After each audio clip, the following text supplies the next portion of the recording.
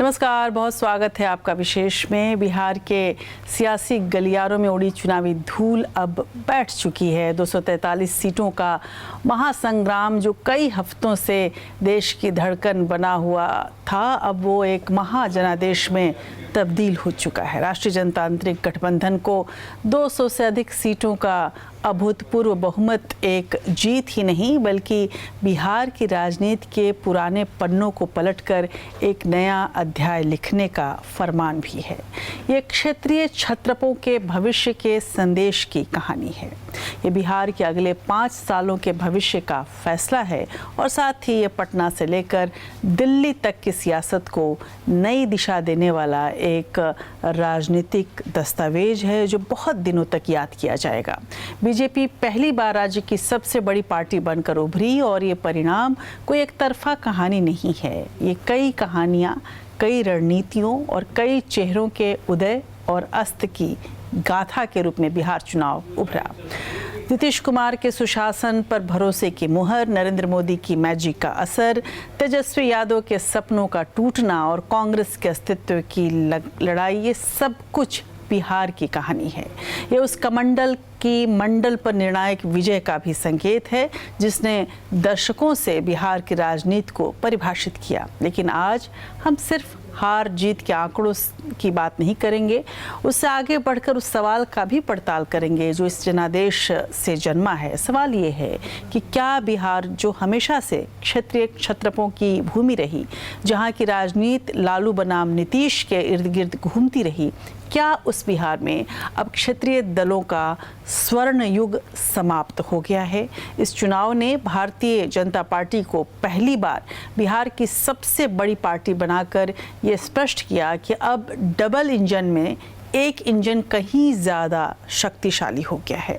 तो इस राष्ट्रीय लहर के बीच इन क्षेत्रीय दलों का भविष्य क्या है, इसकी प्रासंगिकता क्या है, आज हम विश्लेषण करेंगे कि जेडीयू, आरजेडी, एलजेपी, वीआईपी और एआईएमआईएम के भविष्य को किस तरह से देखना चाहिए। कौन है वो अदृश्य खिलाड़ी जिसका जन सुराज का जो एक्सपेरिमेंट था, जो प्रयोग था, वो कहीं भी नज़र नहीं आया। शुरुआत दुष्यंत कुमार की उन पंक्तियों से करते हैं जो आज बिहार की सियासत पर बिल्कुल सटीक है कि सिर्फ हंगामा खड़ा करना मेरा मकसद नहीं, मेरी कोशिश है कि ये सूरत बदलनी चाहिए। 2025 के इस जनादेश ने बिहार की सूरत यकीनन बदल दी है, कम से कम राजनीतिक सूरत। इस चुनाव में अगर कोई बाजीगर है तो वो नीतीश कुमार हैं। 2020 में 43 सीटों पर सिमट कर रह जाने वाले नीतीश कुमार का 85 सीटों तक वापसी एक राजनीतिक चमत्कार है। ये उनके एमई महिला और ईबीसी फैक्टर की वो गूंज है जिसने आरजेडी के एमवाई मुस्लिम और यादव के किले को ध्वस्त कर दिया। नीतीश कुमार ने ये लड़ाई सुशासन के नाम पर जीती, लेकिन अब एक ऐसे गठबंधन के मुख्यमंत्री के रूप में जहां उनके साथी बीजेपी, जो कि उनसे बड़ा मजबूत और ज़्यादा आक्रामक है, उनके लिए कम चुनौतियां नहीं हैं। जेडीयू के लिए अब अस्तित्व की लड़ाई शुरू है। पहली बार जेडीयू बिहार में छोटे भाई की भूमिका में रहेगी। क्या वो इस भूमिका को सहजता से स्वीकार कर पाएगी? ये सवाल अब और भी भयावह है। जेडीयू का मतलब नीतीश कुमार है और नीतीश कुमार का मतलब जेडीयू। इस पार्टी में कोई दूसरी या तीसरी पंक्ति का नेतृत्व अब तक नहीं दिखता था। इस जीत ने नीतीश का कद तो बढ़ाया लेकिन पार्टी का भविष्य सुरक्षित नहीं किया है। क्या ये नीतीश की आखिरी पारी है? क्या ये जेडीयू की भी आखिरी पारी है? 2025 का जो विजय है वो नीतीश के लिए सम्मानजनक विदाई का मंच है या एक नए शुरुआत का? इसका जवाब जेडीयू का भविष्य भी तय करेगा और साथ ही जिस तरह से आरजेडी से और ख़ासकर तेजस्वी का तिलिस्म टूटा है, इन सभी कहानियों के बीच 75 सीटों में से 25 सीटों तक खिसक जाना आरजेडी के लिए एक हार ही नहीं बल्कि पतन है। तेजस्वी यादव का 1.25 करोड़ नौकरियों का वादा, उनके आक्रामक रैलियां, सब कुछ एनडीए के जंगल राज के एक जवाबी नैरेटिव के आगे बिखर सा गया। MOI समीकरण जो RJD का ब्रह्मास्त्र होता था वो BJP का ब्रह्मास्त्र बनकर आया, जिसमें महिला और यूथ ने BJP को वोट किया। इसी बीच NDA को जिस तरह से बढ़त मिली उसने RJD के सामाजिक समीकरण की नींव हिला दी। RJD आज एक ऐसे चौराहे पर खड़ी है जहां उसे अपने मूल सिद्धांतों पर भी पुनर्विचार करना होगा। परिवार की लड़ाई एक अलग मसला है। ये जनादेश इस बात को स्पष्ट करता रहा, खासकर अगर हम बात करें बिहार में मुस्लिम और यादव वोटों की, तो बिहार के जनादेश ने स्पष्ट किया कि अब मुस्लिम और यादव वोट जीत की गारंटी नहीं है। RJD इससे कैसे निपटेगी? लालू प्रसाद यादव की छाया पार्टी पर जब तक है तब तक NDA इस नैरेटिव को जिंदा रखेगा और तेजस्वी खुद अपने को पिता की विरासत से अलग तो कर नहीं सकते। ऐसे में एक नए RJD की स्थापना हो भी पाएगी कि नहीं, ये अपने आप में एक बड़ा सवाल है। क्या RJD इस सदमे से उबर कर दोबारा अपने आप को खड़ा कर पाएगी? तेजस्वी क्या इस हार से उबर पाएंगे और आगे तेजस्वी का भविष्य क्या होगा? ये भी बिहार के चुनावों ने एक नए प्रश्न के रूप में सबके सामने रखा। उधर चिराग पासवान कहे या मुकेश सहनी, इन दोनों ही नामों को लेकर एक अलग तरह की कहानियां चल रही हैं। चिराग पासवान और मुकेश सहनी के लिए एक तरफ एक के लिए बहुत बड़ी सफलता, दूसरे के लिए बहुत बड़ा हार। चिराग ने खुद को मोदी का हनुमान साबित किया और इस बार तो कर दिखा भी दिया। 2020 में अकेले ही चुनाव जब लड़े थे, JDU को नुकसान उन्होंने पहुंचाया और खुद भी नुकसान झेलते रहे, लेकिन अब हालात बदले और स्ट्राइक रेट की अगर बात करें तो चिराग पासवान अब वाकई रामविलास पासवान के उत्तराधिकारी बनकर उभरे हैं। ये सन ऑफ पासवान के बाद सन ऑफ मल्लाह या सहनी की बात करते हैं। NDA में रहकर उन्होंने स्वाद चखा सत्ता का, लेकिन अपने समाज को संदेश भी दिया कि वो उनके हितों के रक्षक भी हैं। ये दोनों ही दल जाति आधारित अस्मिता की राजनीति करते रहे हैं और यही वे भविष्य में भी करेंगे, इसमें कोई शक नहीं। लेकिन सहनी इस बार घर बैठ गए हैं, जहां पर चिराग पासवान एक सत्ता में हैं और एक नए स्ट्राइक रेट के साथ एक बड़ा चेहरा बन चुके हैं। वहीं VIP के लिए अब चुनौती निषाद समुदाय से आगे बढ़कर EBC राजनीति में एक बड़ी भूमिका निभाने की है। इस वक्त मुकेश सहनी के पास कहने को भी कोई एक सीट नहीं है। उधर अगर हम 2020 की बात करें तो वहाँ उस वक्त असदुद्दीन ओवैसी ने बिहार में धमाकेदार एंट्री की थी, लेकिन 2025 में RJD की महापराजय के साथ AIMIM का प्रदर्शन फीका नहीं हुआ बल्कि बहुत मजबूत हुआ। सीमांचल में AIMIM ने 5 सीटों पर कब्जा किया। ये चुनाव बिहार के सेक्युलर और मुस्लिम पहचान की राजनीति के लिए एक निर्णायक मोड़ रहा, इसमें कोई शक नहीं। जब हार का अंतर इतना बड़ा हो कि वोट कटवा का आरोपी भी बेईमानी हो जाए तो जाहिर सी बात है कि एक नई पहचान की संकट खड़ा हो जाता है। और इन संकटों का सामना सबसे ज़्यादा अगर कोई कर रहा है तो वो हैं प्रशांत किशोर, जिन्होंने लगातार आरोप लगाए, लगातार हमलावर रहे। चुनाव के पहले तो यूं लगा जैसे बिहार को एक नया भविष्य मिलने वाला है और भविष्य के रूप में प्रशांत यानी PK का चेहरा सबके सामने था। दूर दूर तक चर्चा रही, लेकिन PK केवल मीडिया का क्रिएशन बनकर रह गए और ज़मीन की बात अगर कहें तो ज़मीन पर नहीं रहे। सही समय पर सही लोग उतारने की बात कहते हुए उन्होंने ऐसा कुछ समय ने उनके साथ खेल किया कि आज वो अपनी पहचान की तलाश में हैं। तो प्रशांत किशोर की क्या स्थिति रहेगी? जन सुराज क्या वाकई वापसी कर पाएगा? प्रशांत किशोर ने दावे भी बड़े बड़े किए थे और यहाँ तक कहा था कि उनकी जो मास्टरी है इलेक्शन को लेकर, उस मास्टरी के आधार पर उन्होंने कहा था कि JDU को 35 सीटों से ज़्यादा नहीं आएगी। और इन तमाम नैरेटिव के बीच विकास का नैरेटिव उन्होंने तैयार करने की कोशिश की, तमाम लोगों का विरोध किया। उन सब के बीच भी आज की तारीख में प्रशांत किशोर कहीं नहीं हैं। प्रशांत किशोर का कहीं नहीं होना कई सवाल पैदा करेगा। प्रशांत किशोर खुद को उस विकल्प के रूप में पेश करने का जो मौका था वो गंवा चुके हैं। ये जनादेश कुल मिलाकर देखा जाए तो बिहार के क्षेत्रीय दलों के लिए एक चुनौती रही। ये जनादेश इस बात की ताकीद करता रहा कि अब तमाम क्षेत्रीय दलों की जो राजनीति है उसको लेकर जिस तरह की बातें होती रही हैं वो सब कुछ अब पुराने दिनों की बात है। अब नए तरीके से नई कहानी गढ़नी होगी, नई परिभाषाएं देनी होगी। इन्हीं सब को समझने की कोशिश आज हम विशेष में करेंगे।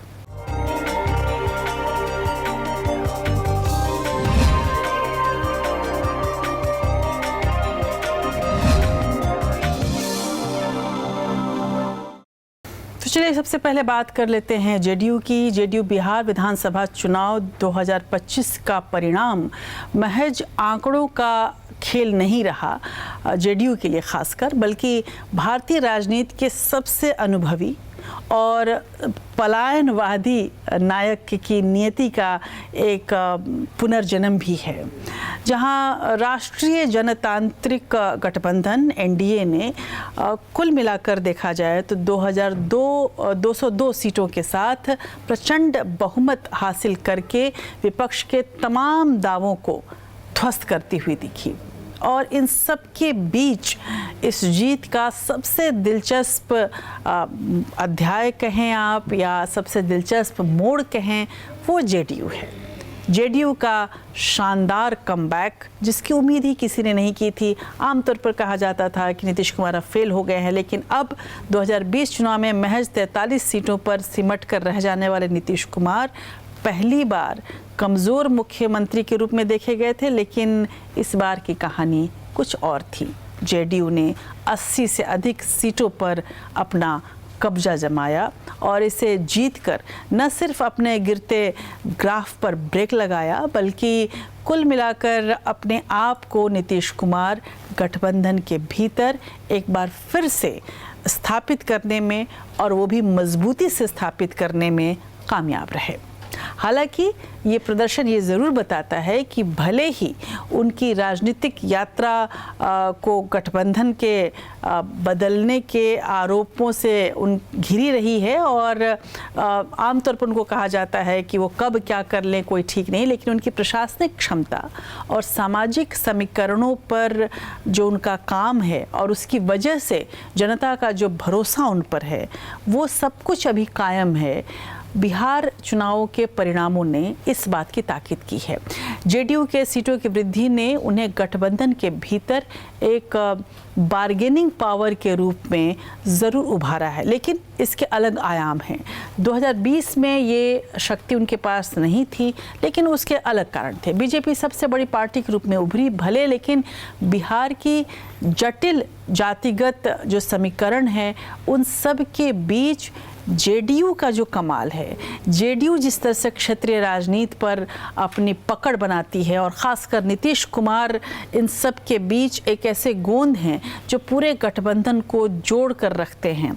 बार बार गठबंधन को बदलना हो या फिर व्यक्तिगत महत्वाकांक्षाओं को एक तरह से परे रहकर राज्य के लिए काम करना हो, ये सब कुछ उनकी नियति अक्सर एक ऐसे योद्धा जैसी रही है जिसे अपनों और परायों दोनों से एक ही साथ लड़ना पड़ा है। नीतीश कुमार का अगर पूरा ग्राफ आप देखें तो शायद इससे ज़्यादा सही बात नहीं होगी जो राष्ट्रकवि रामधारी सिंह दिनकर की अमर कृति रश्मिरथी के इन छंदों के माध्यम से कही जा सकती है कि होते कबूतरों के ही घर महलों में गरुड़ न होता है, कंचन पर कभी न सोता है, रहता वो कहीं पहाड़ों में शैलों की फटी दरारों में। नीतीश कुमार का पूरा व्यक्तित्व, पूरा राजनीतिक जीवन महलों या फिर व्यक्तिगत इच्छाओं महत्वाकांक्षाओं के ऊपर है, पहाड़ों और बड़े ही बिहार की जटिल और विकास के कठिन मार्ग पर चलने वाले राजनीति पर उनका पूरा ध्यान केंद्रित रहा और उसी तरह के राजनेता के रूप में वो सबके सामने भी रहे। चुनाव उनकी इस गरुण प्रकृति को दर्शाता रहा, जहां उन्होंने हर चुनौती का सामना किया। सत्ता को साधने में उनकी जो राह रही वो राह दुर्गम रही, लेकिन अंततः उन्होंने राजनीतिक जीत अपने नाम की और नई सरकार और नीतीश कुमार के सामने असली पहाड़ के रूप में तमाम चुनौतियां अभी भी हैं और नीतीश कुमार इन सभी चुनौतियों को भी पार कर पाएंगे, ये अपने आप में एक विश्वास कम से कम बिहारी जनता पर है। और इस बार की भी अगर आप बात करें तो युवा आबादी में बेरोजगारी का जो स्तर है वो अत्यंत ख़राब है, जिसका वादा नीतीश कुमार ने कहा है कि वो बेरोजगारी हटाएंगे। नई सरकार को मैन्युफैक्चरिंग सेक्टर में बढ़ावा देना है। महिलाओं ने जो विश्वास नीतीश कुमार पर जताया है उस विश्वास को बनाए रखना है। बिहार में इंडस्ट्रीज़ को लेकर आना है, उसके लिए एक ठोस नीति बनानी है। ये तमाम चुनौतियां हैं जो नीतीश कुमार को इस बार जिसका सामना करना पड़ा है। भले ही जेडीयू मजबूत है, लेकिन बीजेपी के साथ क्रेडिट वॉर और सीट शेयरिंग को लेकर भविष्य में भी तमाम सामंजस्य बैठाए रखना, ये भी सब कुछ एक बड़ी चुनौती होगी। इस अभी तक अगर जेडीयू की बात करें तो चिराग पासवान चुप हैं, ज़्यादा नहीं बोल रहे हैं, बार बार कह रहे हैं कि वो साथ हैं, लेकिन चिराग पासवान की महत्वाकांक्षाएं भी जेडीयू के लिए और ख़ासकर नीतीश कुमार के लिए एक बड़ी बाधा होगी। बीजेपी की छाया से निकलने की कोशिश भी उनके लिए एक अहम सवाल होगा, क्योंकि 85 सीटें भले उनकी आई हैं, लेकिन सबसे बड़ी पार्टी बीजेपी है और इस बार वो उस तरह से बार्गेन नहीं कर सकते हैं, क्योंकि अगर हम आंकड़ों की बात करें तो बीजेपी, चिराग पासवान और हम और अन्य जो सहयोगी दल हैं वो मिलकर भी लगभग सरकार बना सकते हैं अगर नीतीश कुमार को हटा दिया जाए तो भी। तो ऐसे में गठबंधनों के बीच जेडीयू के नेताओं और कार्यकर्ताओं को एकजुट बनाए रखना और नीतीश कुमार को अपनी प्रासंगिकता बनाए रखना, क्योंकि उम्र हो गई है, स्वास्थ्य उनके कुछ चुनौतियां स्वास्थ्य की हैं उनकी, इसमें कोई शक नहीं, और इन सब के बीच 2029 की तैयारी करना वो अपने आप में जेडीयू के लिए बड़ा सवाल होगा। जेडीयू के भविष्य को कैसे अब देखना चाहिए, नीतीश कुमार की भूमिका को कैसे देखना चाहिए बिहार चुनाव के बाद, ये सब कुछ देखिए आप इस रिपोर्ट में।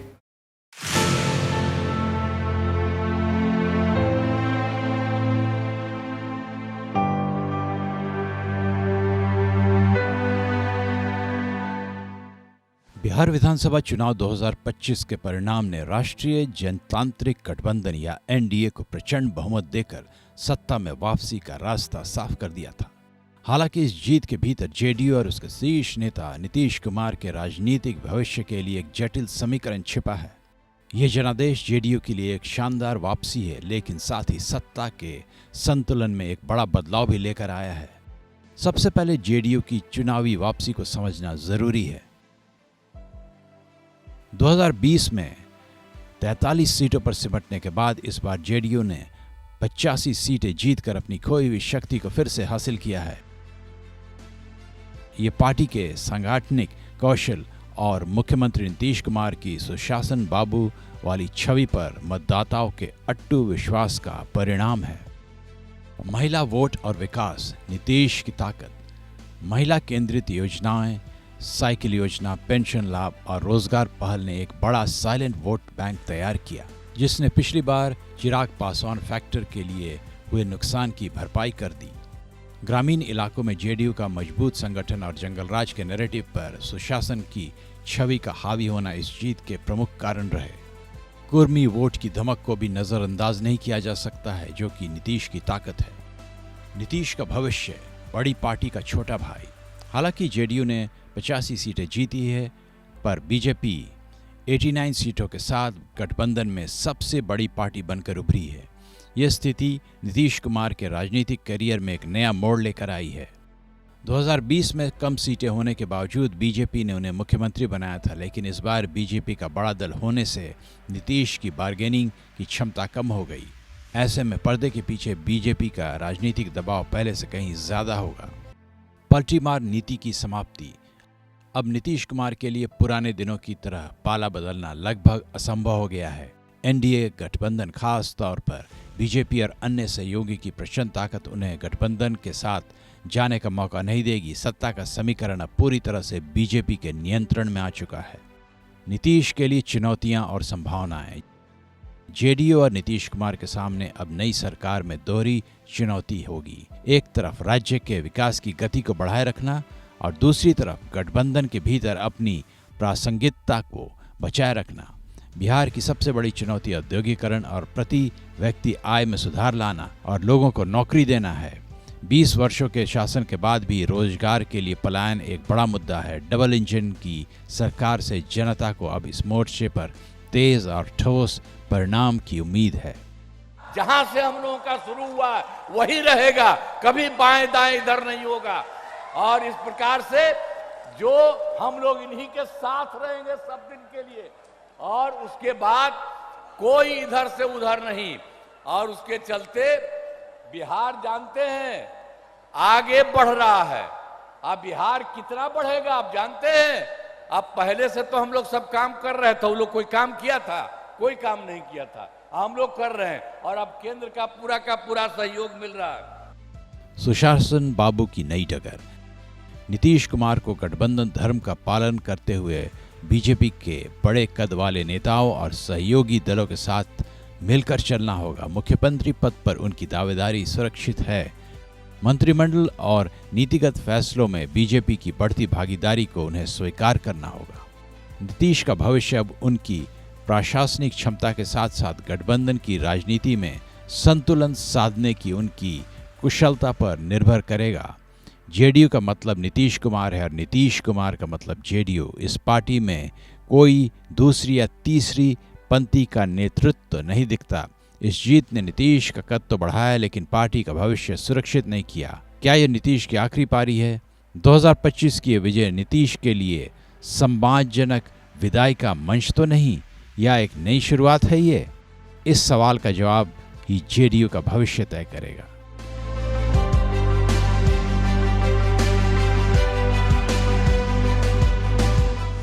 तो सबसे बड़ा सवाल ये है कि नीतीश के बाद जेडीयू का क्या होगा, और ये सवाल लाजमी भी है क्योंकि नीतीश के बाद कोई दूसरी तीसरी लाइन दिखती नहीं।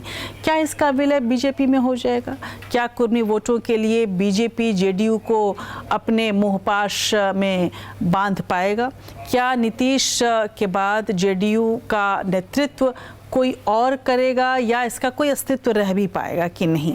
ये सब कुछ सवाल है और इन सवालों का जवाब आने वाले भविष्य में हम देखेंगे। लेकिन इस वक्त जो सबसे बड़ा सवाल जिस पार्टी के सामने खड़ा है वो है आरजेडी। बिहार के चुनावी महासमर का शंखनाद शांत हुआ और उतना ही शांत हो गया आरजेडी का भविष्य भी।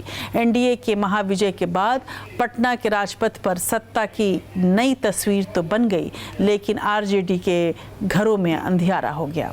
अब हम बात उस खेमे की कर रहे हैं जहां जश्न नहीं रहा बल्कि गहरा अवसाद है। आरजेडी इसी अवसाद की स्थिति से गुजर रही है जहां जीत का शोर नहीं, एक कान फाड़ देने वाला सन्नाटा पसरा है। आरजेडी अगर की बात हम करें और बिहार के, तो इसको ऐसे याद करना चाहिए कि बिहार की वो सबसे बड़ी राजनीतिक शक्ति रही है जो इस चुनाव में अपने सबसे बुरे दौर से गुजर रही है।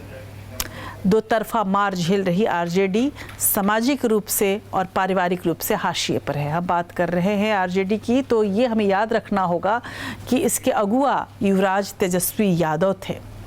ये तेजस्वी यादव वही हैं जो लगातार निशाना साध रहे थे, जिनसे उम्मीदें भी थीं।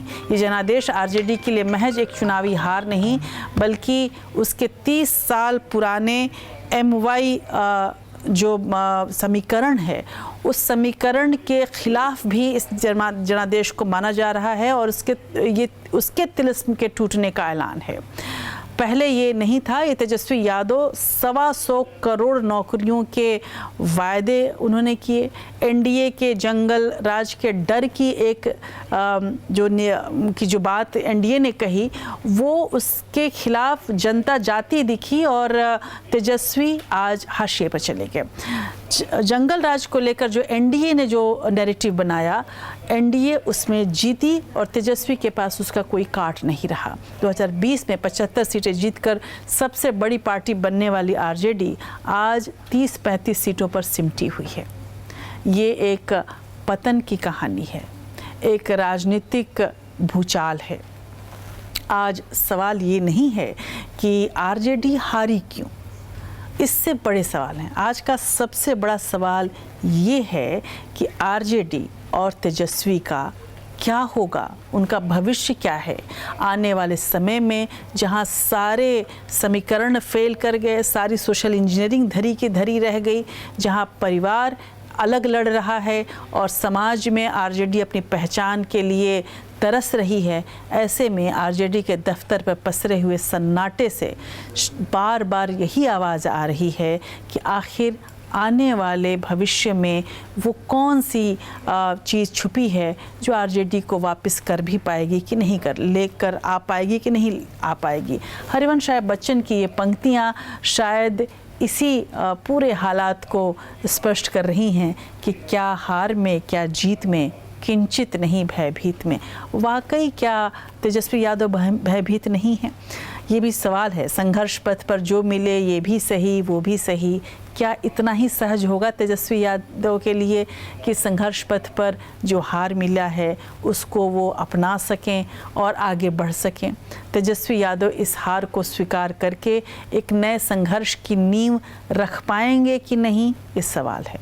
आरजेडी की पूरी राजनीति दो खंभों पर टिकी हुई थी अब तक, 15% यादव और 17% मुस्लिम। आज की तारीख में 32% वोट बैंक का जो अभी तक सत्ता की गारंटी माना जाता था, अब ये समीकरण फेल कर गया है। 2025 के चुनाव ने इस गारंटी को भ्रांति में बदल दिया है। एनडीए ने सारी सोशल इंजीनियरिंग को ध्वस्त कर दिया है और तो और अब वो नई सोशल इंजीनियरिंग के साथ सबके सामने है। महिला, ईबीसी, सवर्ण, दलित, ये सारे समीकरण एमवाई समीकरण को बुरी तरह से ध्वस्त कर चुके हैं। एमवाई अब बिहारी जनता के लिए महिला और यूथ है।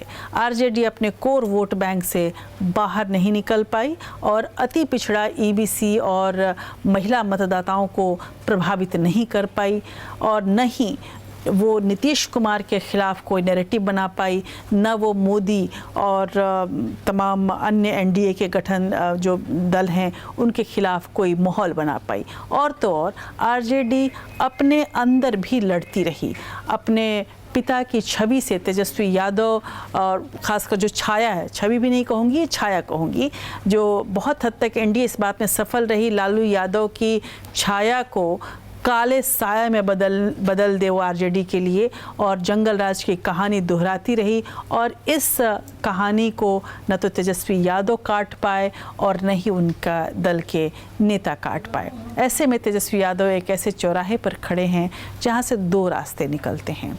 क्या तेजस्वी लालू राबड़ी युग की छाया से पूरी तरह से अपने आप को बाहर निकालकर एक ऐसे युवा चेहरे के रूप में स्थापित कर पाएंगे जो नई इंजीनियरिंग करता हो, युवाओं के लिए आधुनिक बात करता हो और आरजेडी 2.0 के रूप में पुनर्जीवित वो कर पाएंगे क्या आरजेडी को?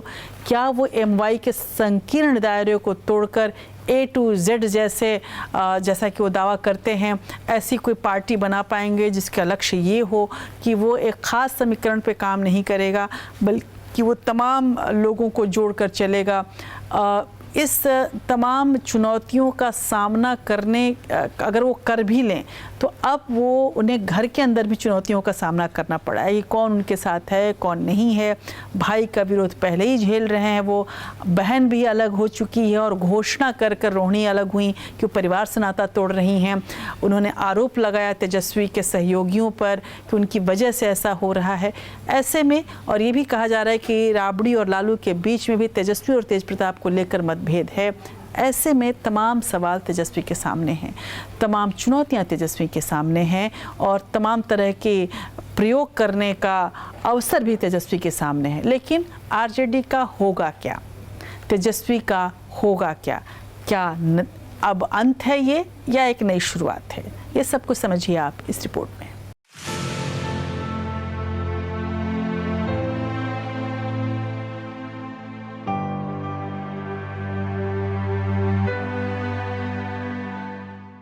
बिहार विधानसभा चुनाव में राष्ट्रीय जनता दल को मिली करारी हार ने पार्टी के भविष्य और युवा नेतृत्व तेजस्वी यादव के राजनीतिक विकल्पों पर गंभीर सवाल खड़े कर दिए हैं। महागठबंधन को महज 35 सीटों से संतोष करना पड़ा, जबकि आरजेडी ने 2020 की 75 सीटों से फिसलकर सिर्फ 25 सीटें जीती। हालांकि 23% वोट शेयर के साथ आरजेडी अब भी राज्य में सबसे बड़ी पार्टी बनी हुई है, लेकिन ये वोट सीटों में तब्दील नहीं हो पाया। अब सवाल ये है कि इस डूबती नैया को तेजस्वी कैसे पार लगाएंगे। तेजस्वी के सामने क्या है विकल्प? चुनावी हार ने तेजस्वी यादव के लिए चुनौती और बढ़ा दी है और उसके पास अब मुख्य रूप से 3 रास्ते हैं। संगठन में आमूलचूल परिवर्तन, आरजेडी की MY यानी मुस्लिम यादव समीकरण वाली छवि, जिसके चलते अगड़े, अति पिछड़े और गैर यादव OBC वोट बैंक दूर हो गए, उसे तोड़ने की जरूरत है। 52 यादव उम्मीदवारों को टिकट देने की रणनीति ने यादव राज की वापसी की आशंका को बल दिया, जो पार्टी के लिए भारी पड़ा। तेजस्वी को अब गैर यादव, OBC और अति पिछड़ा वर्ग में नए चेहरे लाने होंगे। परिवार की कलह का समापन, पार्टी के भीतर पारिवारिक कलह, खास तौर पर रोहिणी आचार्य और तेज प्रताप यादव की सार्वजनिक बयानबाजी ने नेतृत्व और एकता पर सवाल उठाए हैं। मेरा कोई परिवार नहीं है। अब ये जाकर के आप संजय, रमेश, तेजस्वी यादव से पूछिए, मेरा कोई परिवार नहीं है। वही लोग निकाला है हमको परिवार से, क्योंकि रिस्पॉन्सिबिलिटी लेना नहीं है उनको। पूरा दुनिया बोल रहा है जो चाणक्य बनेगा, तो चाणक्य से आप सवाल पूछिएगा। जब कार्यकर्ता चाणक्य से सवाल कर रहा है, पूरा देश दुनिया सवाल कर रहा है कि पार्टी का ऐसा हाल क्यों हुआ। अब जब संजय और रमेश इन लोग का नाम लीजिए तो आपको घर से निकाल दिया जाएगा, आपको बदनाम किया जाएगा, आपको गाली दिलवाया जाएगा, आपके ऊपर चप्पल उठा करके मारा जाएगा। एक महिला होने के नाते, एक माँ होने के नाते, एक बहन होने के नाते जो वो सराहनीय काम उन्होंने किया है, शायद कोई बेटी या कोई माँ कर सकती है। तो ये एक हमारे लिए और सभी महिलाओं के लिए ये पूरे तरीके से ये पूजनीय है और सदैव इनका चर्चा किया जाएगा। जब तक इतिहास रहेगा, इतिहास के पन्नों में इनका नाम रहेगा सुनहरे अक्षर से, हमारी बहन का। तेज प्रताप की ओर से तेजस्वी के करीबी माने जाने वाले संजय यादव पर लगाए गए आरोप और रोहिणी आचार्य के हालिया हमले ने पार्टी को नुकसान पहुंचाया है। तेजस्वी को परिवार और पार्टी के बीच की लाइन को स्पष्ट करते हुए निर्णायक नेतृत्व दिखाना होगा। सशक्त विपक्ष की भूमिका, सत्ता से दूर रहने के बावजूद आरजेडी के पास एक बड़ा वोट बैंक लगभग 23% और एक मजबूत आधार है। तेजस्वी को अब सड़कों पर उतरकर पलायन, बेरोजगारी और किसानों के मुद्दे पर एक आक्रामक और रचनात्मक विपक्ष की भूमिका निभानी होगी। वोट बैंक और जातीय गणित का बिखराव, आरजेडी का पारंपरिक 18% मुस्लिम वोट और 14% यादव वोट अभी भी उसका कोर है, लेकिन इस चुनाव में यह समीकरण भी कमजोर होता दिखा। आरजेडी ने EBC या अति पिछड़ा वर्ग और गैर यादव OBC को साधने की कोशिश की, लेकिन यह रणनीति पूरी तरह विफल रही, क्योंकि इन वर्गों ने पारंपरिक रूप से JDU को समर्थन दिया। EBC और गैर यादव OBC प्रत्याशियों की हार का औसत अंतर अधिक रहा। इसके अलावा AIMIM जैसी पार्टियों के साथ तालमेल ना बैठा पाना भी मुस्लिम वोट के बिखराव का कारण बना। जंगल राज की छवि से बाहर ना निकल पाना और चुनावी कैंपेन की दिशा में भ्रम भी हार के मुख्य कारण रहे। आरजेडी को यह समझना होगा कि केवल MY समीकरण से बिहार की सत्ता हासिल करना अब संभव नहीं है। आरजेडी की आगे की राह, आरजेडी और तेजस्वी यादव के लिए ये हार एक बड़ा सबक है। पार्टी को अपने कोर वोट बैंक को बनाए रखते हुए गैर यादव जातियों को जोड़ने और संगठन को परिवारवाद से मुक्त करने की चुनौती स्वीकार करनी होगी। अगर तेजस्वी पार्टी पर अपनी पकड़ मजबूत करते हुए अपने भाई बहन के साथ चल रहे हैं और विवाद को सुलझा लेते हैं और एक विश्वसनीय और आधुनिक नेता के रूप में उभरते हैं, तभी आरजेडी 2030 के चुनाव में NDA के गढ़ को भेदने की उम्मीद कर सकती है, वरना पार्टी का भविष्य अंधकारमय हो सकता है।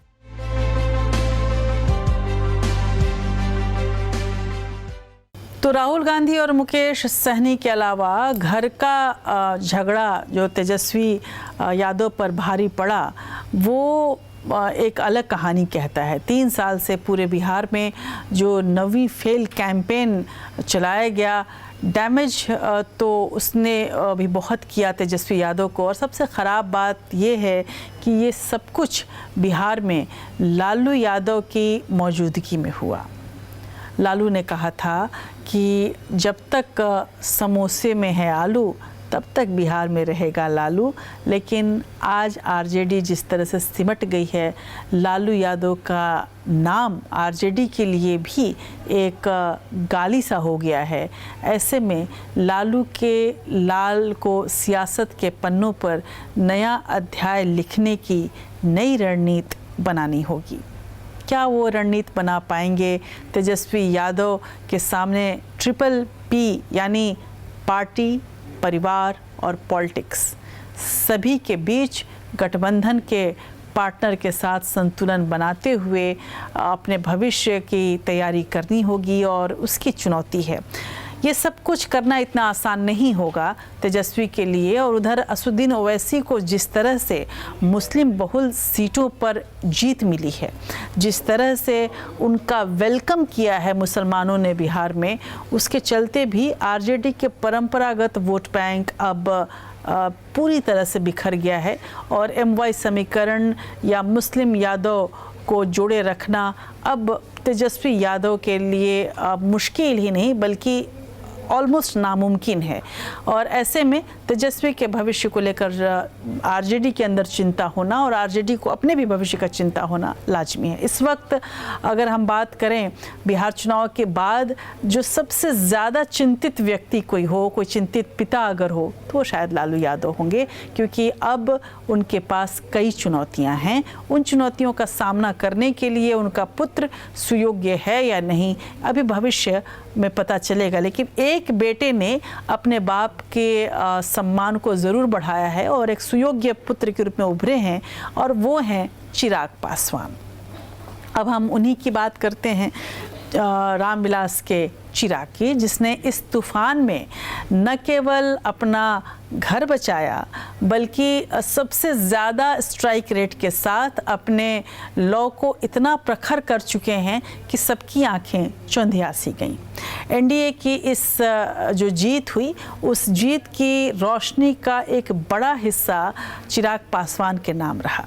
जी हाँ, जब हम बात करते हैं लोक जनशक्ति पार्टी की, जो लोक जनशक्ति पार्टी रामविलास के अध्यक्ष चिराग पासवान की, तो कई तरह की तस्वीरें सामने आती हैं। इस चुनाव ने कई पुराने समीकरण तोड़े हैं, जैसा कि हमने पिछले रिपोर्ट्स में अभी आपको दिखाया, और लेकिन कई नए समीकरण गढ़े भी गए हैं। इसने एक नेता को संभावना से सच्चाई में बदलते हुए दिखाया है बिहार के चुनावों ने। ये जो बिहार का चुनाव हुआ वो चिराग पासवान के राजनीतिक पुनर्जन्म की गाथा के रूप में, दस्तावेज के रूप में याद किया जाएगा। अब आप याद कीजिए 2020 का वो दौर जब पिता रामविलास पासवान का साया उनके सर से उठ चुका था और वो एक भटके हुए युवा के रूप में सबके सामने आए थे। 2021 में पार्टी एलजेपी टूट गई। चाचा पशुपति पारस ने नेतृत्व पर ही सवाल उठा दिया था और चिराग पासवान के पास कोई एक सीधा काम करने के लिए कोई खास रणनीति नहीं दिखती थी। चिराग पासवान बिहार की राजनीति में अकेले और अप्रासंगिक मान लिए गए थे। लेकिन जैसा कि राष्ट्रकवि दिनकर ने कहा है, बिहार की बात है तो दिनकर की याद ज़रूर रहेगी कि सच है विपत्ति जब आती है कायर को ही दहलाती है, सुरमा नहीं विचलित होते, क्षण एक नहीं धीरज खोते। चिराग पासवान सुरमा न हो भले, लेकिन धीरज उन्होंने नहीं खोया, विचलित वो नहीं हुए। 2020 में उन्होंने एकला चलो रे की नीति अपनाई थी और नीतीश कुमार के खिलाफ ही खड़े हो गए थे। लेकिन उन्होंने नीतीश कुमार को तो ज़रूर 43 सीटों पर समेट दिया था और अपनी महत्व को तो ज़रूर स्थापित किया था, लेकिन पार्टी को कोई लाभ नहीं पहुंचा पाए थे।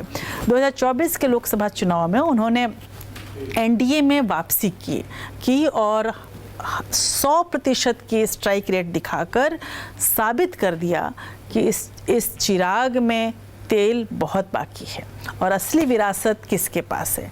अब 2025 का ये जो विधानसभा चुनाव है वो उसमें वो हनुमान की बढ़ती शक्ति का प्रतीक बन गए हैं। अब उनके पास मोल तोल का नया दौर है, नई ताकत है। इस चुनाव में चिराग पासवान ने न सिर्फ अपनी सीटें जीती हैं बल्कि अपने हिस्से के पासवान और दलित वोटों को भी उन्होंने एनडीए के पक्ष में करने में मजबूती से उसे ट्रांसफ़र करने में काफ़ी बड़ी भूमिका उन्होंने निभाई है। उन्होंने साबित कर दिया है कि वो सिर्फ वोट कटवा नहीं बल्कि वोट बैंक भी हैं, वोट जुटवा भी हैं, वोट जिताने वाले नेता भी हैं। इस जीत ने चिराग पासवान के मोल को बढ़ा दिया है और उनके मोल तोल की शक्ति को भी बहुत ज़्यादा मात्रा में आगे बढ़ाया है। उस बार्गेनिंग पावर को अभूतपूर्व रूप से शक्ति मिली है। अब एनडीए गठबंधन में महज एक सहयोगी नहीं है वो, बल्कि एक ऐसे नेता के रूप में है, ऐसे जीत के स्तंभ हैं जिनको आप इग्नोर अब नहीं कर सकती। और बिहार में बीजेपी पहली बार बड़े भाई की भूमिका में है और उसे सत्ता को स्थिर अगर रखना है तो जेडीयू के साथ साथ चिराग पासवान जैसे भरोसेमंद सहयोगियों की ज़रूरत रहेगी और ख़ासकर ऐसा व्यक्ति जो मजबूत भी है और ज़मीनी नेता भी है और ज़मीन पर उसकी पकड़ भी है, वोट पर भी पकड़ है। अब वो ऐसी स्थिति में आ गए हैं, चिराग पासवान के मद्देनज़र कहा जाए तो उन्हें ये कहा जा सकता है कि अब बीजेपी के साथ अगर उनकी कहीं कोई लड़ाई होती भी है और तो बीजेपी उनको बहुत हल्के में नहीं ले पाएगी। और कुल मिलाकर अगर हम देखें तो आज उनके पास ताकत है, रणनीति है, वोट है और अभी तक जो बिल्कुल ऐसे माने जाते थे कि वो केवल रामविलास पासवान के नाम पर जिंदा हैं, आज चिराग बनकर उभरे हैं। लेकिन अभी भी चिराग की चुनौतियों को हम कम करके नहीं आंक सकते हैं। चिराग के पास ये सब कुछ तो है, पर अब उनकी महत्वाकांक्षा उन्हें कहाँ तक ले जाएगी, पार्टी को कहाँ तक ले जाएगी, ये तमाम सवाल ज़रूर रहेंगे। देखिए रिपोर्ट।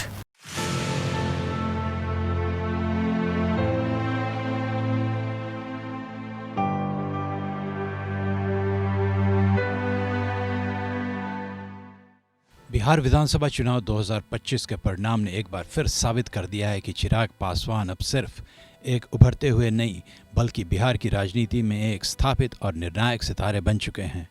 लोक जनशक्ति पार्टी रामविलास या लोजपा रा का प्रदर्शन न केवल चौंकाने वाला है बल्कि इसने एनडीए की शानदार जीत में मैन ऑफ द मैच की भूमिका निभाई।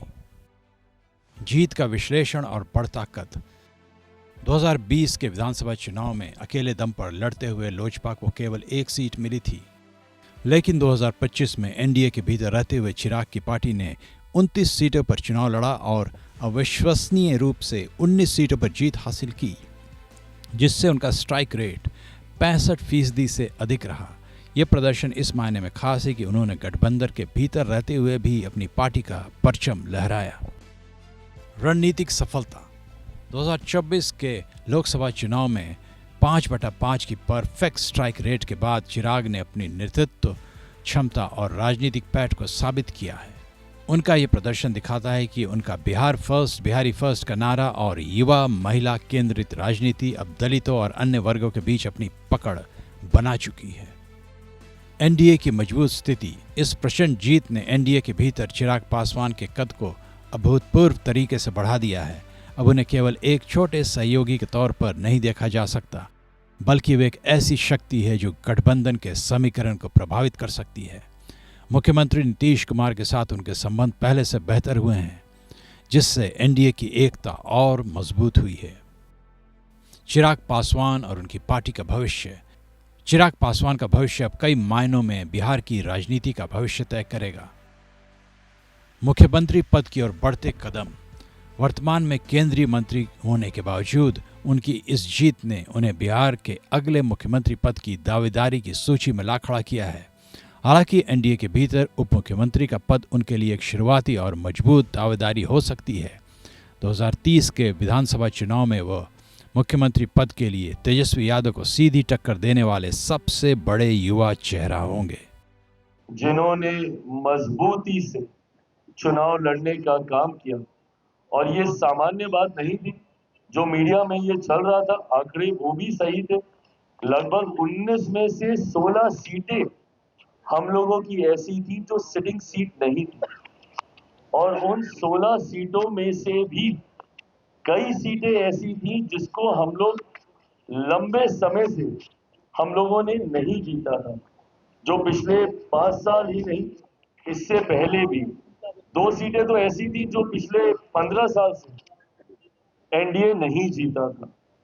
उसमें से 9 सीटें ऐसी थी जो पिछले 10 साल से एनडीए नहीं जीता था, और उसमें से 4 सीटें ऐसी थी जो पिछले चुनाव में एनडीए हार चुका था। ऐसे में गठबंधन ने ये विश्वास जताया, और ये बात केंद्रीय गृह मंत्री जी से जब हुई भी तो उन्होंने भी इस बात को कहा था कि आप में ये क्षमता है कि आप इसमें से अधिकांश सीटों को आप निकाल पाएंगे। जातिगत राजनीति से परे की छवि।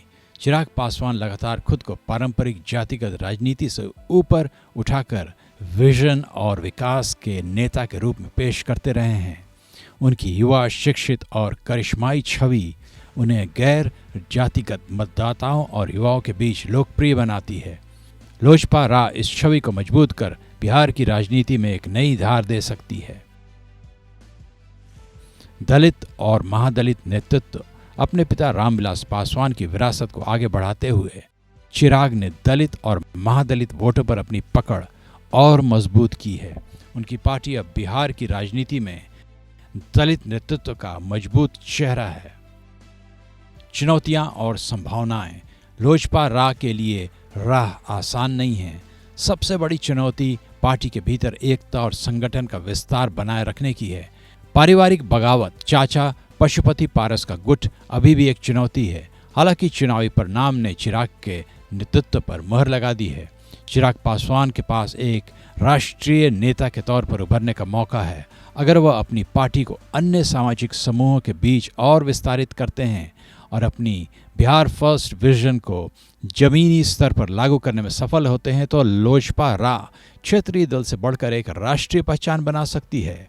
कुल मिलाकर चिराग पासवान की ये जीत उनकी राजनीतिक समझ और प्रधानमंत्री नरेंद्र मोदी के प्रति उनकी निष्ठा का परिणाम है।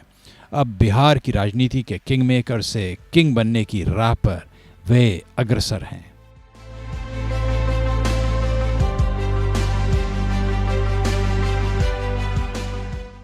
तो सवाल ये है कि क्या चिराग की मंजिल उन्हें मिल पाएगी, और सबसे बड़ी बात तो यही है कि चिराग की मंजिल है क्या। सवाल ये भी है कि बिहार की राजनीति में चिराग पासवान का भविष्य क्या है और कहाँ तक है। अव्वल तो ये तय हो चुका है कि रामविलास पासवान की जो राजनीतिक विरासत है उसे वो संभाल चुके हैं। उसके असली और एकमात्र वारिस चिराग पासवान बन चुके हैं और उनके वोट बैंक पर उनकी पकड़ भी है। इस जीत ने उन्हें जीतन राम मांझी और अन्य नेताओं से कहीं आगे बिहार के सबसे कद्दावर दलित नेता के रूप में उभार कर रखा है और स्थापित कर दिया गया है, और इससे बिहार के तमाम जो नेता हैं वो डरे हुए भी हैं। चिराग अब असली चुनौती का सामना तब करेंगे जब वो खुद को सिर्फ पासवान या दलित राजनीतिक नेता तक सीमित न रह के आगे बढ़ने की बात करेंगे। बिहार फर्स्ट के जो उनका नारा है उसके साथ साथ जब वो सवर्णों और एबीसी के बीच अपनी पैठ अगर बना पाएंगे तब जाकर वो सर्व समाज के नेता बन पाएंगे। लेकिन चिराग पासवान क्या ऐसा कर पाएंगे, ये एक सवाल है। हालांकि वो युवा हैं आक्रामक हैं और उन्होंने आग में तपकर खुद को साबित किया है। अभी तक उनके पास जो वोट बैंक है वो उनके पिता से भी ज़्यादा है एक तरह से कहा जाए तो, क्योंकि वो युवा हैं तो कई और लोग सहज ही उनसे जुड़ते हैं। मुस्लिम और दलित एक वोट बैंक उनके पास है और उनके पूरे राजनीति का एक अनिवार्य हिस्सा वो बन चुका है। लेकिन आज की तारीख में चिराग जितने सशक्त हैं, अपनी ताकत को बनाए रखना भविष्य में उनके लिए ये बहुत ज़रूरी होगा और ये भी साबित करना कि वो महज एक दीपक नहीं बल्कि बिहार की राजनीति के मशाल हैं। ये सारी चुनौतियां उनके सामने हैं और ये चुनौतियां अगर वो पार कर गए तो इस मशाल को एनडीए न तो बुझा पाएगा न इसकी अनदेखी कर पाएगा। एक तरफ चिराग मशाल बनकर उभरे, उसी तरफ एक और दीपक था जो टिमटिमाता हुआ रहा और बुझ गया। बिहार के चुनावी समर में जहां एनडीए की सुनामी ने तमाम रिकॉर्ड तोड़ दिए, तमाम तरीके के नए रिकॉर्ड बना भी लिए, वहीं महागठबंधन की नैया बुरी तरह से डूब गई। बहुत बड़े बड़े चेहरे जो लगातार बार्गेन कर रहे थे वो अपने बुरे दौर में आ गए। आरजेडी अपने सबसे बुरे दौर में है, जैसा हमने आपको बताया। कांग्रेस तो लगभग अप्रासंगिक ही हो चुकी है।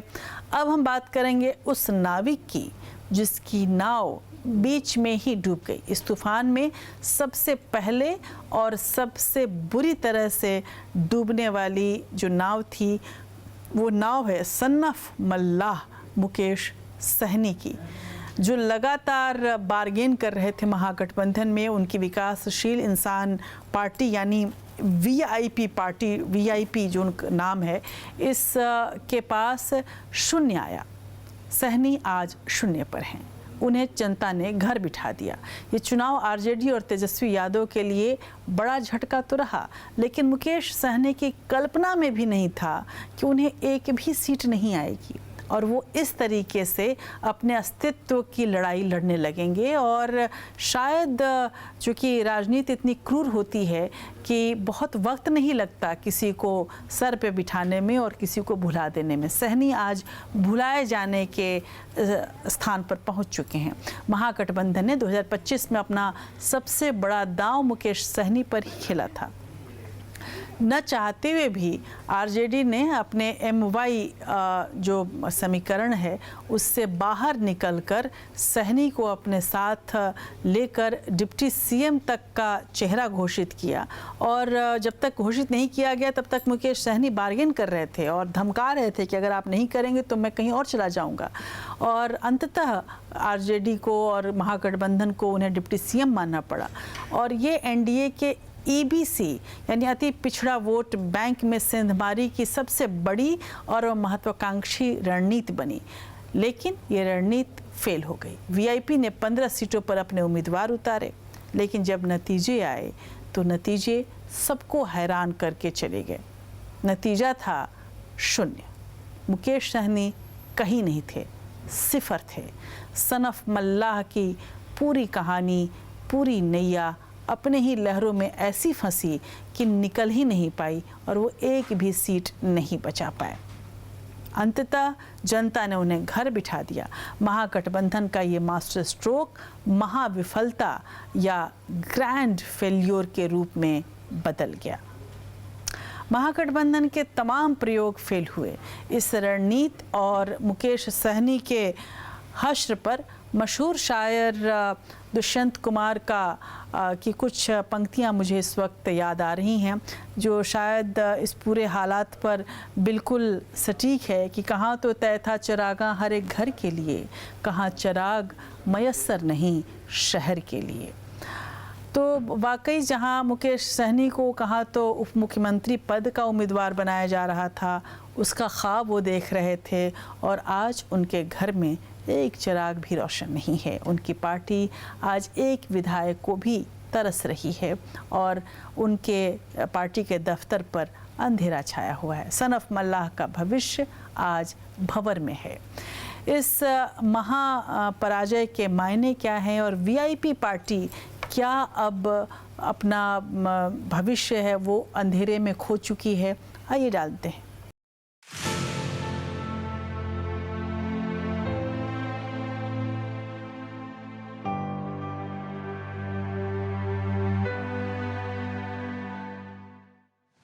बिहार की राजनीति में सन ऑफ मल्लाह के नाम से मशहूर मुकेश सहनी और उनकी पार्टी विकासशील इंसान पार्टी या वीआईपी का सफ़र हमेशा से उतार चढ़ाव भरा रहा है।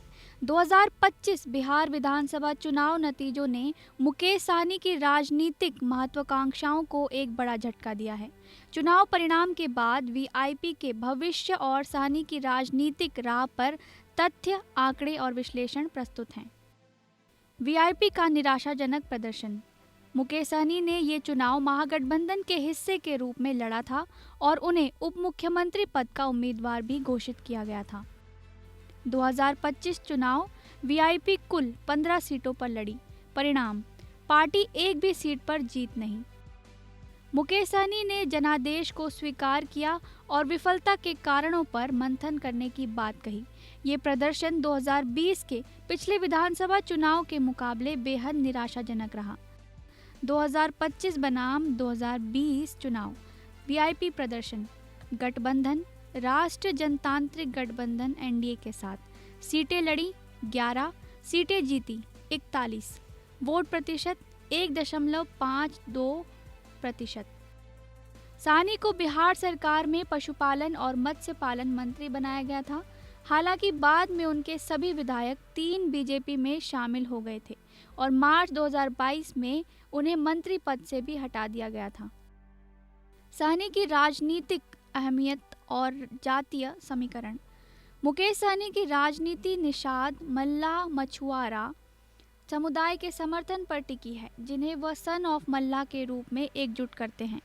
बिहार की कुल जनसंख्या में निषाद समुदाय का हिस्सा लगभग 9.6% है, जिसमें मल्लाह लगभग 2.6% हैं और ये अत्यंत पिछड़ा वर्ग ईबीसी का एक बड़ा हिस्सा है। वीआईपी का असर विशेष रूप से उत्तर बिहार के नदी किनारे वाले जिलों जैसे मुजफ्फरपुर, पूर्वी चंपारण, मधुबनी, खगड़िया और वैशाली में माना जाता है। सहनी की राजनीतिक अहमियत इस बात से साबित होती है कि 2025 के चुनाव से पहले वो एनडीए और महागठबंधन दोनों के लिए खींचतान का केंद्र बने रहे, क्योंकि निषाद वोट दोनों गठबंधनों के लिए महत्वपूर्ण थे। ये जातीय पकड़ ही उनकी बार्गेनिंग पावर का मुख्य आधार रही है।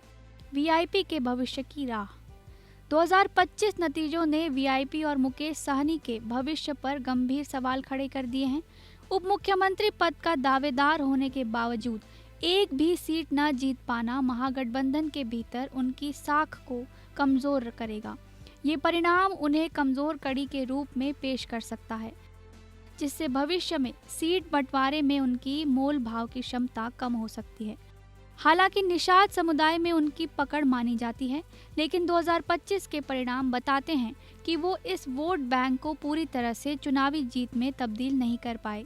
बीजेपी और जेडीयू जैसी प्रमुख दलों की आक्रामक कैश आउटरीच, विशेषकर महिला वोटरों तक के सामने उनका जाति आधारित संदेश कमजोर पड़ गया। सहनी का राजनीतिक सफर बीजेपी से महागठबंधन और फिर एनडीए से महागठबंधन में शामिल होने जैसा रहा है। उनका ये लचीलापन भी एक चुनौती है। भविष्य में उन्हें अपनी पार्टी को बचाने और निषाद समुदाय के नेता के रूप में अपनी छवि को मजबूत करने के लिए एक स्थिर राजनीतिक ठिकाना तलाशना होगा। सीटों की संख्या 0 होने के बावजूद बिहार की कांटे की टक्कर वाली राजनीति में छोटी छोटी पार्टियों भी निर्णायक भूमिका निभाती हैं। निषाद समुदाय के वोट को देखते हुए सहनी भविष्य में भी एनडीए या महागठबंधन दोनों के लिए एक संभावित सहयोगी बने रह सकते हैं, बशर्ते वह अपने संगठन को मजबूत बनाए रखें। निष्कर्ष ये है कि मुकेश सहनी की राजनीतिक राह अब आसान नहीं है। उन्हें अपनी पार्टी को मजबूत करने, संगठन को गांव-गांव तक ले जाने और निषाद समुदाय के लिए अपने संघर्ष को जारी रखने पर जोर देना होगा, ताकि वो बिहार की राजनीति में अपनी प्रासंगिकता बरकरार रख सकें।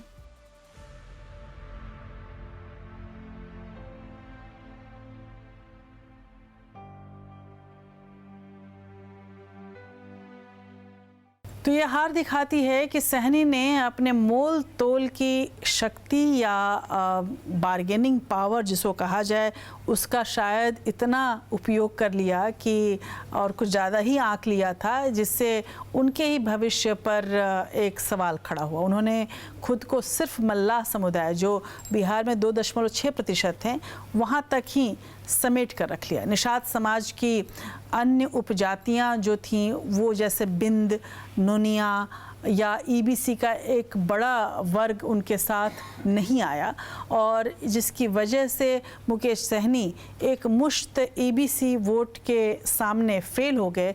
वो एनडीए में गया, सुशासन और कल्याणकारी योजनाओं के साथ चला गया, लेकिन वीआईपी के साथ नहीं आया। और ये बात समझना होगा कि आज की तारीख में वीआईपी आज वन मैन आर्मी बनी हुई है। उसके पास ज़मीनी कैडर नहीं है जो पहचान के इस नारे को वोट में बदल दे। और 2020 की अगर हम बात करें तो सहनी ने एनडीए के साथ रहकर 4 सीटें जीती थी। उन्होंने अपनी ताकत का अंदाज़ा ज़्यादा ही लगा लिया था, लेकिन 2022 में एनडीए से बाहर निकलना और 2025 में एमजेबी का डिप्टी सीएम का चेहरा बनना, ये सब कुछ उनके खिलाफ गया और उनके राजनीतिक अपरिपक्वता को ये सब कुछ दर्शाता है। और इसी वजह से अति महत्वाकांक्षा, जिसको कहा जाए कि लालच बुरी बला है, इस वाकई ये बात साबित हुई कि आज मुकेश सहनी अपनी पहचान तक खो बैठे हैं। बहरहाल मुकेश सहनी से अब आगे हम बढ़ेंगे और मुकेश सहनी तो शून्य हो गए, इसमें कोई शक नहीं। उनका राजनीतिक भविष्य भी अब अनिश्चितता के भंवर में है, ये भी हमारे सामने है। महागठबंधन में उनका कद बौना ही नहीं बल्कि ख़त्म हो चुका है। एनडीए के दरवाजे भी अब वो नहीं जा सकते हैं, वो पहले से ही बंद हो चुका है। और अब आगे वो क्या करेंगे, ये उनके लिए भी सोचने की बात है। उन्हें अपनी रणनीति पर शून्य से पुनर्विचार करना होगा। क्या आने वाले समय में आप वाकई देखेंगे मुकेश सहनी को, ये एक बड़ा सवाल है। हालांकि अभी भी एक मसला है जिसमें वो कह सकते हैं कि निषाद आरक्षण को एक सूत्रीय एजेंडे पर को बनाएं और उस पर वो टिके रहें, और ताकि वो अपनी प्रासंगिकता बनाए रखें, अपनी राजनीति का विस्तार करें। मुकेश सहनी के लिए ये आत्ममंथन का समय है, इसमें कोई शक नहीं। लेकिन अगर हम मुकेश सहनी की बात कर ही रहे हैं तो कुछ कवियों को ज़रूर याद करना चाहिए, और ख़ासकर हरिवंश बच्चन को याद करूंगी। और जैसा उन्होंने लिखा कि जो बीत गई सो बात गई, जीवन में एक सितारा था, माना वो बेहद प्यारा था। वो डूब गया सो डूब गया, कब अंबर के आनन को देखो, कितने इसके तारे टूटे, कितने इसके प्यारे छूटे, पर अब बोलो टूटे तारों पर कब अंबर शोक मनाता है। मुकेश सहनी को इस शोक के वातावरण से निकलना होगा। वो बहुत प्यारा था जो उनका भूतकाल था, अब उन्हें अपने भविष्य के बारे में सोचना होगा, इस टूट से उबर कर आगे बढ़ना होगा। क्या उनकी नाव में छेद था, या वो समंदर या एनडीए की लहर का सामना नहीं कर पाए, अंदाज़ा नहीं लगा पाए, इन सबों पर उन्हें सोचना होगा। लेकिन एक दल ऐसा है जिसने अपने भविष्य को संवारा है, सजाया है बिहार में। AIMIM बिहार विधानसभा चुनाव 2025 में असदुद्दीन ओवैसी की AIMIM ने एक बार फिर से एक नई गाथा लिखी है। साल 2020 की तरह ही उसने शानदार प्रदर्शन किया, और इस प्रदर्शन से सीमांचल के मुस्लिम बहुल जो इलाके हैं, खासकर किशनगंज, अररिया, कटिहार और पूर्णिया ज़िलों में कुल 24 विधानसभा सीटें थीं, और जिनमें से AIMIM ने 5 सीटों पर जीत दर्ज की। अपनी मजबूत पकड़ साबित करते हुए AIMIM ने ये ज़रूर कह दिया कि आने वाले बिहारी चुनाव में उसने अपने एक नए अध्याय को जोड़ना शुरू कर दिया है। और ये महागठबंधन के लिए एक बड़ा झटका है, बल्कि एनडीए को अप्रत्यक्ष रूप से इसका फ़ायदा ही मिला। असदुद्दीन ओवैसी, हालांकि आरोप लगता है कि वो बीजेपी को, जहां जाते हैं बीजेपी को सपोर्ट करते हैं, बिहार में महागठबंधन में शामिल होने की उन्होंने कोशिश भी की थी, उसकी इच्छा रखते थे। उन्होंने 5 सीटें मांगी थीं, लेकिन आरजेडी इसके लिए तैयार नहीं हुई, और विशेषकर लालू यादव और तेजस्वी यादव को उन्होंने संदेश भेजा था कि AIMIM 5 सीटों पर लड़ेगी और बाकी सीटें आप लड़िए और आपका सपोर्ट AIMIM करेगी। लेकिन जिसको कहा जाए कि विनाश काले विपरीत बुद्धि, RJD इसको नहीं मानी। महागठबंधन ज़्यादा सीटें जीतकर वो सरकार बनाने के चक्कर में रही और RJD की ओर से उनको कोई भी जवाब नहीं दिया गया, जिसका परोक्ष रूप से ओवैसी की गुजारिश को एक तरह से आप ये समझ सकते हैं कि नकार ही दिया गया। AIMIM की जीत का बिहार की राजनीति में एक महत्वपूर्ण प्रभाव ज़रूर पड़ा है और वो इसलिए भी कि AIMIM की जीत बीजेपी को फ़ायदे में ले गई और आज ही नहीं, आने वाले भविष्य में भी ले जाएगी, क्योंकि मुस्लिम वोटों के विभाजन से हिंदू वोटों का ध्रुवीकरण हो सकता है। AIMIM और ख़ासकर असदुद्दीन ओवैसी और उनके भाई एक तरह से इस तरह के चेहरे हैं, मुस्लिम चेहरे हैं जो मुस्लिम ध्रुवीकरण के लिए काम करते हैं, जिसके जवाब में हिंदू ध्रुवीकरण आम है। RJD सीमांचल क्षेत्र में मुस्लिम वोटों के विभाजन से नुकसान में रही और जिससे उसकी सीटों की संख्या में कमी आई। ये एक बड़ी वजह रही है RJD के पूरे भविष्य के संकट पे। JDU ने सीमांचल क्षेत्र में अच्छा प्रदर्शन किया, AIMIM जिसका सहयोगी रहा, जिससे उसकी सीटों की संख्या में वृद्धि हुई। यानी कि AIMIM ने जहां RJD को नुकसान पहुंचाया, वहीं JDU और NDA को फ़ायदा पहुंचाती रही। ये जीत इस बात की ताकीद रही कि पार्टी सीमांचल क्षेत्र में अपनी उपस्थिति दर्ज करा चुकी है। भविष्य में पार्टी की रणनीति की ओर जो है वो और इस तरीके से आएगी जो और व्यापक है और उसकी वजह से AIMIM मुस्लिमों के लिए और ख़ासकर मुस्लिम वोटों के लिए एक अहम विकल्प बनकर उभरी है। इस जीत का बिहार की राजनीति में महत्वपूर्ण प्रभाव पड़ गया है। साथ ही में अगर हम देखें तो BJP, RJD और JDU की रणनीतियों पर भी इसका प्रभाव पड़ा है। अब मुस्लिमों के लिए वो विकल्प ज़रूर है, लेकिन मुस्लिमों के लिए ये हितकारी है या नहीं, ये देखना होगा इस रिपोर्ट में।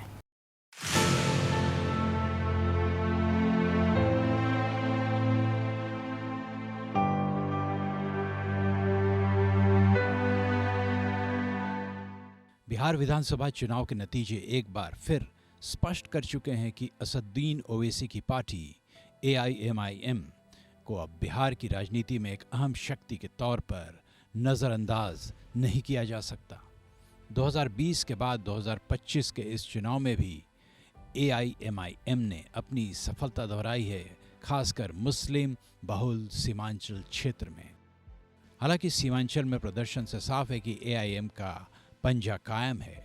AIMIM ने 2025 के विधानसभा चुनाव में 25 सीटों पर उम्मीदवार उतारे थे, जिनमें से अधिकांश किशनगंज, अररिया, कटिहार और पूर्णिया जैसे सीमांचल जिलों में थे। पार्टी ने इस बार भी जोकीहाट, बहादुरगंज, कोचाधामन और बायसी जैसी सीटों पर भी कब्जा जमाया। अगर इंडिया अलायंस नहीं जीत रहा वहां पर कितने 30 सीटों पर, शायद अब नहीं मालूम काउंटिंग कि 30 ऑड सीट, 34 पे अगर आप बोल सकते कि दूसरे समाज ने हम कोर्ट नहीं दिया, आप नहीं बोल सकते ना। क्या आप बोल सकते इस कास्ट ने हम कोर्ट नहीं दिया? आप नहीं बोलते। मगर आप ये समझते कि मुसलमान आपका एक कैप्टिव है, बंधुआ मजदूर है। कब तक आखिर ऐसा आप बोलते रहेंगे? और हम तो मुस्लिम समाज से अपील कर रहे हैं कि आप वोट डालने वाले मत बनिए, सिटीजन बनिए। वोटर मत बनिए, सिटीजन बनेंगे तो सिटीजन राइट्स आपको मिलेंगे। इस जीत ने यह सिद्ध कर दिया कि सीमांचल के मुस्लिम मतदाताओं का एक महत्वपूर्ण हिस्सा अब पारंपरिक मुस्लिम यादव समीकरण से बाहर निकलकर अपनी एक अलग आवाज की तलाश में है। AIM की जीत का सीधा असर महागठबंधन, खास तौर पर RJD और कांग्रेस पर पड़ा है, जिसके चलते कई सीटों पर NDA को अप्रत्यक्ष रूप से फायदा हुआ है। बिहार चुनाव के बाद AIM के भविष्य को लेकर दो प्रमुख दृष्टिकोण सामने आते हैं। AIMIM का सीमित विस्तार। AIMIM की सफलता लगभग पूरी तरह से सीमांचल के मुस्लिम बहुल क्षेत्रों तक सीमित रही है। 25 सीटों पर चुनाव लड़ने के बावजूद पार्टी राज्य के अन्य हिस्सों में कोई खास छाप छोड़ नहीं पाई है। बिहार के अन्य हिस्सों में RJD अभी भी मुस्लिम मतदाताओं की पहली पसंद बनी हुई है, जहां AIMIM को वोट कटवा के टैग से जूझना पड़ता है। अगर AIMIM को अपनी प्रासंगिकता बढ़ानी है तो उसे अति पिछड़ा वर्ग और दलितों जैसे अन्य वंचित समुदाय के बीच भी अपनी पैठ बनानी होगी, जैसा कि पार्टी तेलंगाना में करती है। केवल मुस्लिम वोटों पर निर्भरता से पार्टी एक सीमांचल केंद्र ताकत बनकर रह जाएगी। क्या आप बोल सकते हैं इस कास्ट ने हम वोट नहीं दिया? आप नहीं बोलते, मगर आप ये समझते कि मुसलमान आपका एक कैप्टिव है, बंधुआ मजदूर है। मुस्लिम समाज से अपील कर रहे हैं कि आप वोट डालने वाले मत बनिए, सिटीजन बनिए। वोटर मत बनिए, सिटीजन बनेंगे तो सिटीजन राइट्स आपको मिलेंगे। आज फिर हम कह रहे हैं, अल्लाह ने हमको कामयाबी दी, हम सीमांचल नहीं छोड़ेंगे। हम जहां पे जाते छोड़ते नहीं, वो मेहनत कर। AIMIM मुस्लिम प्रतिनिधित्व का बढ़ता चेहरा। इस विधानसभा चुनाव में मुस्लिम विधायकों की संख्या घटकर सिर्फ 11 रह गई है। इनमें से 5 विधायक अकेले AIMIM के हैं, जो इसे बिहार विधानसभा में सबसे अधिक मुस्लिम विधायक भेजने वाली पार्टी बनाता है। राजनीतिक लाभ यह है कि आंकड़ा AIMIM को मुस्लिम समुदाय की सर्वश्रेष्ठ प्रतिनिधि पार्टी के रूप में स्थापित करने का मौका देता है, खास तौर पर तब जब RJD और कांग्रेस पर मुस्लिम हितों की अनदेखी करने का आरोप लगता है। महागठबंधन के लिए AIMIM अब एक ऐसी पार्टी है जिसे ना वे पूरी तरह से अनदेखा कर सकते हैं और ना आसानी के साथ ले सकते हैं। भविष्य में उन्हें AIMIM को लेकर अपनी रणनीति बदलनी पड़ेगी।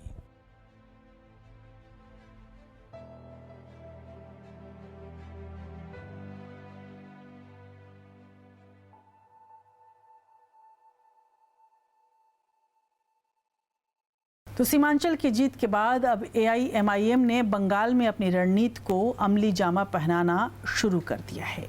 बंगाल में एक बड़ा वर्ग है जो मुस्लिमों का है और पार्टी ने 2026 के विधानसभा चुनाव में सभी सीटों पर चुनाव लड़ने का ऐलान किया है।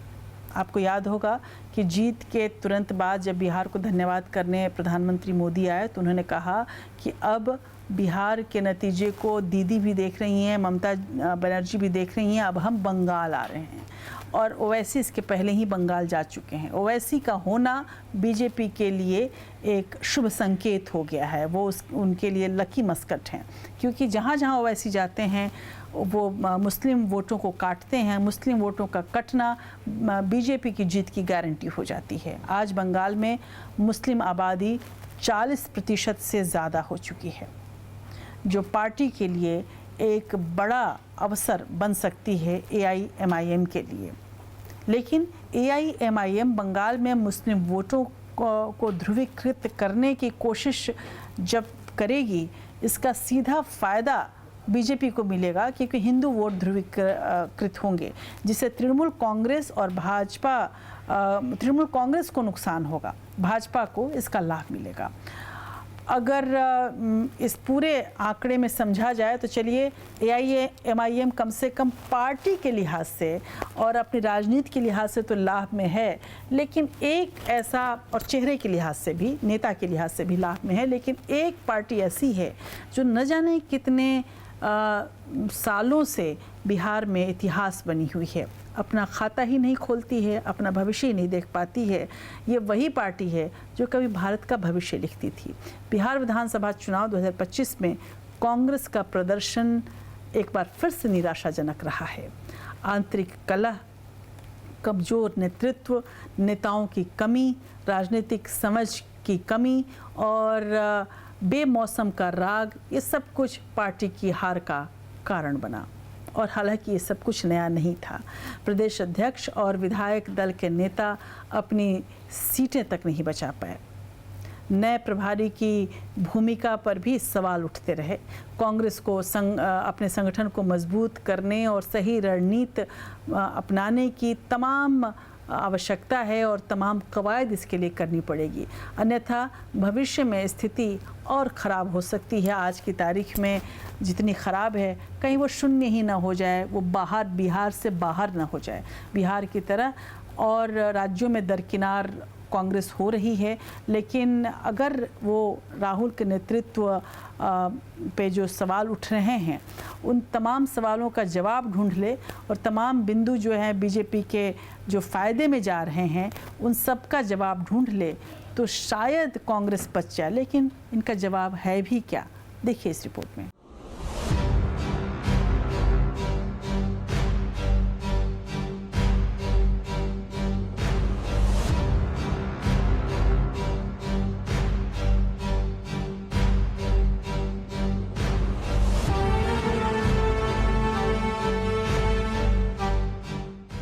बिहार विधानसभा चुनाव में कांग्रेस पार्टी को करारी हार का सामना करना पड़ा है।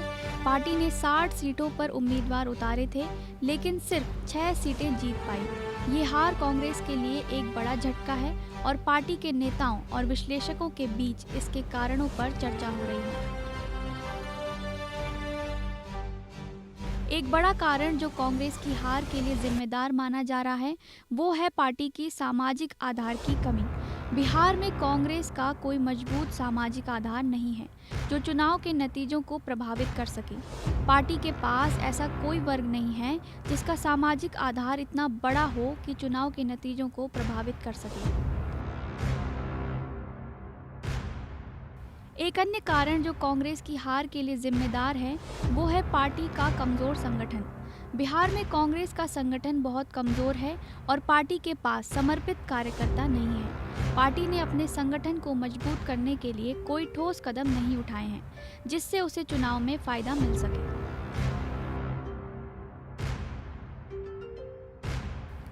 कांग्रेस और राजद के बीच गठबंधन को लेकर जो असमंजस की स्थिति बनी थी उसका भी असर नतीजों पर रहा हो सकता है। पार्टी के नेताओं ने अपने बयानों में गठबंधन के मुद्दे पर एकजुटता नहीं दिखाई, जिससे मतदाताओं में गलत संदेश गया। कांग्रेस पार्टी ने अपने चुनाव प्रचार में बेरोजगारी, सामाजिक न्याय, आरक्षण, मुफ्त बिजली, गरीब कल्याण, स्वास्थ्य और शिक्षा जैसे मुद्दों को उठाया था, लेकिन पार्टी के नारेबाजी और प्रचार में ये मुद्दे हावी नहीं हो पाए। इसके बजाय पार्टी के नेता वोट चोरी और ईवीएम के मुद्दे पर उलझ गए, जिससे पार्टी का मूल संदेश मतदाताओं तक नहीं पहुंच पाया। चुनावी नतीजों के बाद कांग्रेस से जुड़े अधिकतर नेताओं ने अपनी प्रतिक्रियाओं में इस नतीजे के लिए चुनाव आयोग को जिम्मेदार बताया है। चुनाव नतीजों के दौरान कांग्रेस प्रवक्ता पवन खेड़ा ने कहा, ये चुनाव बिहार की जनता बनाम चुनाव आयोग है। चुनाव आयोग भारी पड़ रहा है। मध्य प्रदेश के पूर्व मुख्यमंत्री और कांग्रेस के वरिष्ठ नेता दिग्विजय सिंह ने कहा, ये पूरा खेल फर्जी मतदाता सूचियों और फर्जी ईवीएम का है। मेरा शक सच साबित हुआ।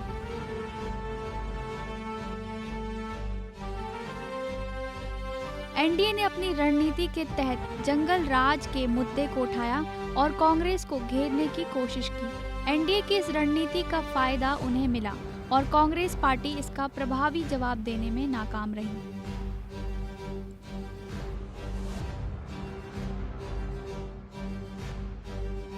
राहुल गांधी ने लोकसभा चुनाव के दौरान दलित और ईबीसी जातियों को जोड़ने की कोशिश जरूर की, लेकिन वह प्रयास इस चुनाव में सफल साबित नहीं हुआ।